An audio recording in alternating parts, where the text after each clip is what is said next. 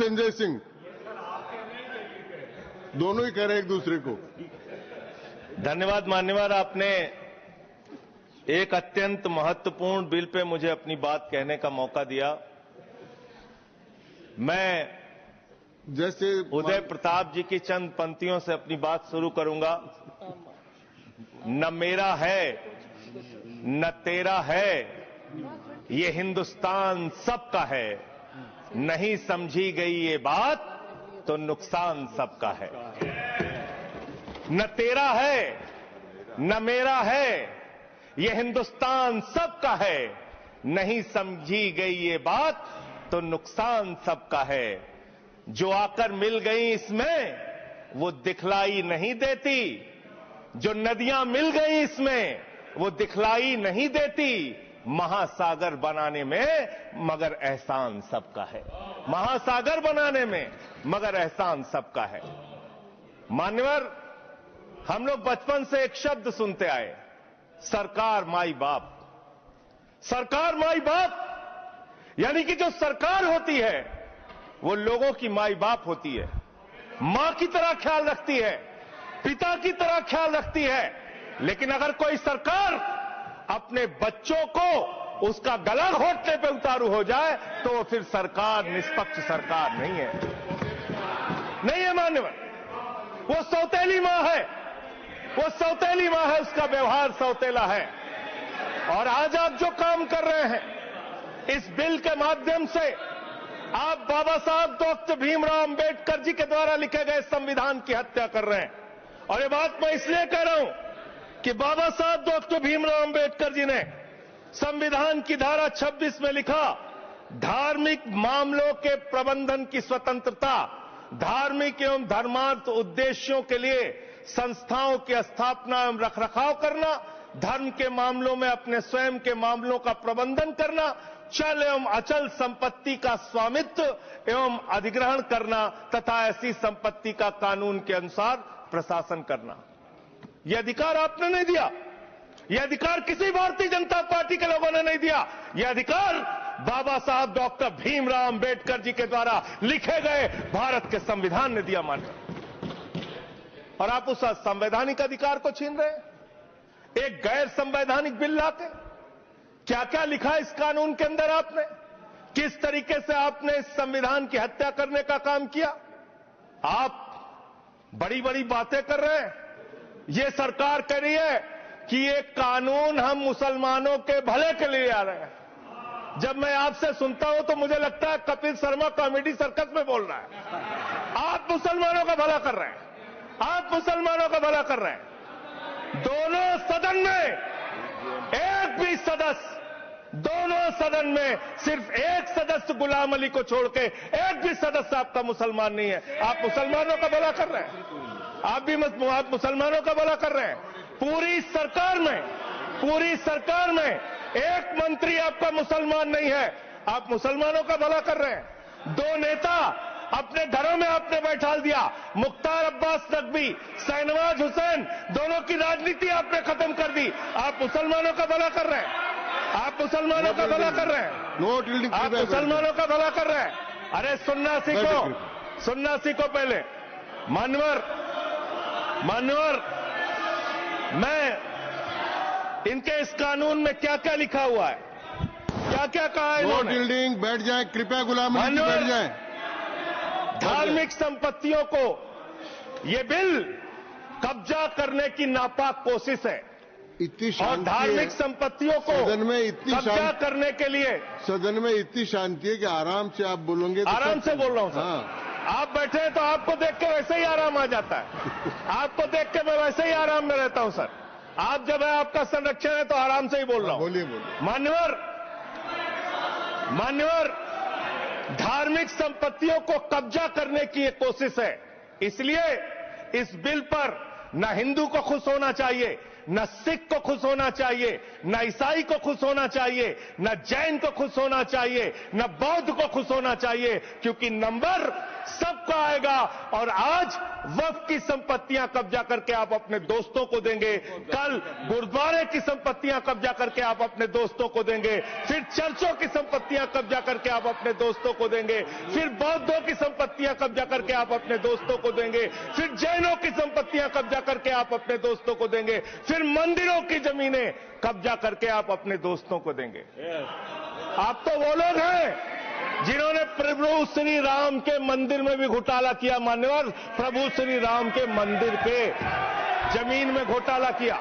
मैं कागज दूंगा सर, मैं कागज दूंगा। बंद कर दिया मैंने। ये लोग राम मंदिर में घोटाला करने वाले लोग हैं, राम मंदिर की जमीन का चंदा खाने वाले लोग हैं सर। ये लोग 2 करोड़ की जमीन 5 मिनट में 18 करोड़ में बेची सर इन लोगों ने। 16.5 करोड़ का घोटाला किया, 18.5 करोड़ में जमीन बेची। ये राम मंदिर में घोटाला करने वाले लोग हैं सर। मान्यवर, अरे प्रभु श्री राम के नाम का पैसा खाते हो तुम लोग। अरे बैठ जाओ, राम मंदिर का पैसा खाते हो। अरे राम मंदिर में घोटाला करते हो, बैठो। अरे राम मंदिर का चंदा खाते हो। अरे चंदा चोरो बैठो, चंदा चोरो बैठो, चंदा चोरो बैठो, बैठो चंदा चोरो, चंदा चोरो बैठ जाओ। चंदा चोर हो तुम लोग चंदा चोर हो, चंदा चोर हो तुम लोग, चंदा चोरो, चंदा चोरो, चंदा चोरो बैठो। 1 मिनट को प्लीज। चंदा चोरो बैठो। सभापति महोदय, Shri Gajendra Singh ji. Sir, I am not dealing sir, I am not dealing. सदस्य ने चंदा चोरी किया इन्होंने कि राम का पैसा खाया करने वाले राम का पैसा खाया सर इन्होंने। राम मंदिर का विषय, राम मंदिर में चंदा चोरी किया इन्होंने। बैठ जाए। चंदा चोर है सर ये लोग। इन्होंने प्रभु श्री राम का चंदा खाया, कृपया बैठ जाए। चंदा चोरी किया सर। कृपया बैठ जाए। राम मंदिर के संबंध में सर राम मंदिर के संबंध में कहे गए सभी राम शब्दों मंदिर के को मैं संबंध में कहे गए कार्रवाई बातों से को निकाल रहा हूं। रखूंगा। कार्रवाई से निकाल दें। 2 करोड़ की जमीन 18.5 करोड़ में खरीदी इन लोगों ने। 2 करोड़ की जमीन अयोध्या में 18.5 करोड़ में खरीदी। मान्यवर, आपने कहा कि इससे आप पिछड़े मुसलमानों का भला करने जा रहे हैं। सुनने में बहुत अच्छा लगता है कि आप पिछड़े मुसलमानों का भला करने जा रहे हैं। आपने इसमें कहा कि आप महिलाओं का भला करने जा रहे हैं। सुनने में बहुत अच्छा लगता है कि आप महिलाओं का भला करने जा रहे हैं, लेकिन ये सरकार और यहां पे इस समय मंत्री जी नहीं है, मैं उनसे पूछना चाहता हूं, आप देश को और सदन को गलत जानकारी क्यों दे रहे हैं? मान्यवर, 2013 के वक्फ बिल में जो भारतीय जनता पार्टी की सहमति और सहयोग से पास हुआ, उसमें भी महिलाओं के लिए आरक्षण था। मना कर दीजिए कि नहीं था? मना करिए कि हम गलत बोल रहे हैं। मान्यवर, मंत्री जी ने कहा 1 करोड़ सुझाव आया। मैं आपसे पूछना चाहता हूं, कितने करोड़ ईमेल आए, कितने करोड़ पत्र आए, कितने करोड़ सुझाव आए? पूरे देश को जानकारी दीजिए, और मैं आपको दावे के साथ कह सकता हूं, जब पूरा सच सामने आएगा तो देश को पता चलेगा कितने लोग इस बिल के विरोध में थे, कितने लोग इस बिल के समर्थन में थे। मैं जेपीसी का सदस्य था मान्यवर, मैं कह रहा हूं आपसे लाइए। और आप पिछड़े मुसलमानों का भला करना चाहते हैं? मैं आपसे हाथ जोड़कर निवेदन करता हूं, विनती करता हूं, और हमारे जो मित्र उधर भी हैं, अगर आप मेरी बात से सहमत हैं तो समर्थन करना। समाज में छुआछूत को, बीमारी को मिटाने के लिए चलिए उठाते हैं कदम, और अगले सत्र में एक बिल लेके आइए। जितने भी हिंदुओं की कमेटियां हैं, ट्रस्ट है, बोर्ड है, उन सारे ट्रस्ट और कमेटियों में 80% आरक्षण दलित, आदिवासी और पिछड़े हिंदुओं को दीजिए। मैं समर्थन करूंगा आपका, माला पहनाऊंगा आपको। आप पिछड़ों का भला करने की बात करते हैं, आप दलितों का भला करने की बात करते हैं। आपकी मातृ संस्था आरएसएस 100 साल तक आपने एक भी दलित, पिछड़ा और आदिवासी, एक भी महिला को आज तक आरएसएस का प्रमुख नहीं बनाया। आप दलितों और पिछड़ों और आदिवासियों की आरएसएस के बारे में भला करने की बात करते कर हैं। दीजिए। माननीय, इस बिल में क्या लिखा है? आप जो भी बातें इस विधेयक के अलावा बोलेंगे, उन सबको मैं एक्सप्लेन सर, ये करूंगा। क्या उसमें सच नहीं है? क्या ये सच नहीं है? सर, मेरा टाइम रोका जाए। और सर, बिल के बारे में बात करते हैं माननीय। मंत्री जी ने कहा आज आप इस बिल को पास कर रहे हैं, आज आपका सीना चौड़ा हो रहा है, आपको लग रहा है एक धर्म के अधिकार को आप छीन रहे हैं। नहीं, कल को आप सभी धर्मों की धार्मिक संपत्तियां छीन के आप अपने दोस्तों का देने का काम करेंगे। मैं फिर इसको दोहरा रहा हूं और फिर इसको कह रहा हूं कि आप ये करेंगे, धार्मिक संपत्तियों के कब्जा करने का काम करेंगे। और किसी गलतफहमी में मत रहिए। आपको लोकसभा के चुनाव में मात्र 36% वोट मिला है। इस देश की 64% आबादी आज भी आपके खिलाफ है, आज भी आपके खिलाफ खड़ी है। किसी गलतफहमी में मत रहिए। बड़ी बड़ी सत्ता उखड़ गई और चली गई। मान्यवर, आपने इसमें लिखा बिल के अंदर कि वक्फ कमेटी के अंदर गैर मुसलमान इसका सदस्य बन सकता है। आप क्या गुरुद्वारा कमेटी के अंदर गैर सिख को मेंबर बना सकते हैं? क्या ईसाई कमेटी के अंदर गैर ईसाई को सदस्य बना सकते हैं? क्या बौद्धों की कमेटी के अंदर गैर बौद्ध को, क्या जैनों की कमेटी के अंदर गैर जैन को आप मेंबर बना सकते हैं? और इतना ही नहीं, क्या आप हिंदुओं के ट्रस्ट में, मंदिर के ट्रस्ट में आप क्या गैर हिंदू को मेंबर बना सकते हैं? नहीं बना सकते, नहीं बना सकते। आप एक झूठ फैला रहे हैं देश भर में, देश भर में झूठ फैला रहे हैं। आप कह रहे हैं ये मैं पढ़ रहा हूं राम मंदिर का, सर, राम मंदिर ट्रस्ट। झूठ शब्द असंसिद्धि है, जो असंसिद्धि शब्द उनको निकाल दीजिए। सत्य से परे, सत्य से परे। सर, ये प्रभु श्री राम के मंदिर का ट्रस्ट, मैं इसका समर्थन करता हूं। नहीं, आप सर, मैं इसका समर्थन कर रहा हूं। ये सब्जेक्ट नहीं है सर, समर्थन कर रहा हूं। सुन तो लीजिए, आप कहे से नहीं सुनूंगा। डिस्ट्रिक्ट मजिस्ट्रेट प्रोसीडिंग में नहीं आएगा। सर, मेरी बात तो बिल्कुल नहीं आएगा। सर, मेरी बात सुन लीजिए। घनश्याम जी प्लीज। चेयरमैन साहब, district magistrate of Ayodhya will be ex officio trustee who will be a practicing Hindu. If the DM is not Hindu, then additional district magistrate will be an ex officio member of the trust. हम इसका समर्थन करते हैं sir. Hindu धर्म के trust में हिंदू को member होना चाहिए, आपने लिखा, हम इसका समर्थन करते हैं। लेकिन आप दूसरे धर्मों के ऊपर कह रहे हैं। कल को आप गुरुद्वारा कमेटियों में कहेंगे सिख नहीं, दूसरे धर्म के लोग इसमें आएंगे। कल को आप जैन कमेटियों में घुसेड़ेंगे, बौद्धों की कमेटियों में घुसेड़ेंगे। ये बात गलत है, ये पूरी तरीके से गलत है। और आज पूरे देश को आप बताइए, मान्यवर, पूरे देश को आप बताइए, 2009 में आपने अपना घोषणा पत्र जारी किया था, मैनिफेस्टो। ये मैनिफेस्टो आपका लेके आया हूं, ये तो आपका डॉक्यूमेंट है, मेरे घर नहीं बना। इस मैनिफेस्टो में लिखा है इन्होंने कि 2009 के मैनिफेस्टो में लिखा है कि वक्फ की जमीनों पर जो अवैध कब्जे हुए हैं, के.आर. रहमान की कमेटी की रिपोर्ट के हिसाब से हम मुस्लिम धर्म गुरुओं के साथ बातचीत करके उसको खाली कराने का काम करेंगे। कितना दोहरा चरित्र है आपका। आपने कहा वक्फ की जमीनों को खाली कराने का काम करेंगे जिस पे कोई और कब्जा कर रखा है। मान्यवर, एक और बात, सुप्रीम कोर्ट के अंदर आप कह रहे हो कागज चाहिए, कागज चाहिए। मंत्री जी ने कहा कागज चाहिए। मंत्री जी, आपको कागज की बहुत जरूरत होती है, कागज आपको चाहिए।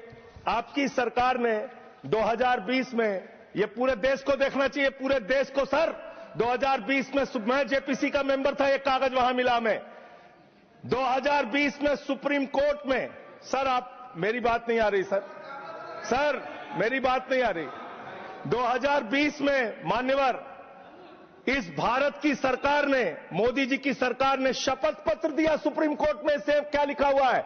99% वक्फ की संपत्तियां डिजिटाइज हो चुकी हैं। मुख्तार अब्बास नकवी साहब आपके मंत्री थे, उनका बयान है 100% वक्फ की संपत्तियां डिजिटाइज हो चुकी हैं। तो जब आप सारी संपत्तियां डिजिटाइज कर चुके हैं, सब कुछ ऑनलाइन कर चुके हैं वामसी पोर्टल में, सारे कागजात जांच चुके हैं, तो क्या आप फसाद कराने के लिए फिर से कागज मांग रहे हैं? फसाद कराने के लिए, आप फसाद कराने के लिए कागज मांग रहे हैं। आप फसाद कराने वाले हिंदू हैं, हम सौहार्द फैलाने वाले हिंदू हैं। यह बुनियादी फर्क है, यह बुनियादी फर्क है। आप देश भर में फसाद, नफरत, लड़ाई, झगड़ा कराने का काम करते हैं। मान्यवर, मैं अंत में आप लोगों से सिर्फ एक ही बात कहना चाहता हूं कि आज सच्चर कमेटी की रिपोर्ट की बात कही गई और कहा गया 12,000 करोड़ की आमदनी हो सकती थी। एक सुझाव मैं पूरे सदन की तरफ से इस सरकार को देना चाहता हूं। 12,000 करोड़ की आमदनी की चिंता है वक्फ की, करोड़ों मुसलमानों की चिंता है आपको। एक अपने दोस्त को पकड़ के लाइए, नीरव मोदी को 20,000 करोड़ वसूलिए, 12,000 करोड़ वक्फ को दीजिए, 8,000 करोड़ अपने पास रखिए। 8,000 करोड़ का आपको मुनाफा होगा, 12,000 करोड़ वक्फ को दे दीजिए, करोड़ों मुसलमानों का भला हो जाएगा। मान्यवर अंतिम बात कह के आपने कहा सच्चर कमेटी की रिपोर्ट से 12,000 करोड़ की आमदनी की बात कही गई है। अर्ध सत्य मत बोलिए, पूरा सत्य बोला कीजिए, सुविधाजनक सत्य मत बोलिए, पूरा सच बोला कीजिए। मंत्री जी, इसमें लिखा हुआ है सच्चर कमेटी की रिपोर्ट में कि भारत की सरकार ने, राज्यों की सरकार ने अलग अलग राज्यों में अलग अलग जगहों पे 365 वक्फ की संपत्तियां कब्जा कर रखी हैं। आप उसके बारे में नहीं बताते, आप अर्ध सत्य बोलते हैं। मैं तो जेपीसी का मेंबर रहा हूं, मुझे सब पता है। तो इसलिए मान्यवर, आप फैला रहे हैं झूठ, ट्रिब्यूनल के फैसले, बस खत्म सर, खत्म। असत्य, सत्य से परे मान्यवर, सत्य से परे मान्यवर। ट्रिब्यूनल के लिए आप कह रहे हैं उसको अपील नहीं की जा सकती। हाई कोर्ट का फैसला ट्रिब्यूनल के फैसले के खिलाफ आया है, सुप्रीम कोर्ट का फैसला ट्रिब्यूनल के फैसले के खिलाफ आया है। आपने कहा 5 साल का प्रैक्टिसिंग मुस्लिम होना चाहिए। कैसे प्रैक्टिसिंग मुस्लिम तय करेंगे सर? आप क्या मुसलमानों के घर में सीसीटीवी का कैमरा लगाएंगे? कौन नमाज पढ़ रहा है, कौन नमाज नहीं पढ़ रहा है, कौन मुसलमान है, कौन मुसलमान नहीं है? आपने मान्यवर ऐसे प्रावधान इसमें रखे हैं जो बड़े अजीब हैं, जो अपने आप में ये बताते हैं कि आपकी मंशा सिर्फ देश में झगड़ा कराने की है, नफरत फैलाने की है, फसाद कराने की है। आपकी मंशा कहीं भी मुसलमानों का या किसी वर्ग का भला करने की नहीं है। बस एक अंतिम बात कह के अपनी बात समाप्त करूंगा। ये काम आपने देश के अंदर बहुत अच्छा शुरू कर दिया। आप एक काम करते हैं, देखो मुसलमानों को ठीक कर रहा हूं, दूसरी तरफ महंगाई बढ़ रही है, नुकसान हिंदुओं का। 94 लाख करोड़ रुपए शेयर बाजार में डूब रहा है, नुकसान हिंदुओं का। 11 लाख बच्चे स्कूलों से बाहर निकल गए, नुकसान हिंदुओं का। तो मुसलमानों को ठीक करने के नाम पर आप नुकसान देश के करोड़ों हिंदुओं का भी कर रहे हैं। इसलिए ये सब बातें करके देश में आप नफरत फैला के ये सब झगड़े फसाद के काम मत कीजिए। और अंत में आपसे एक ही बात कहना चाहता हूं, अभी भी वो मौका है इस बिल को जो गैर संवैधानिक है, जो बाबा साहब के संविधान के खिलाफ है, इसको वापस लीजिए। धन्यवाद।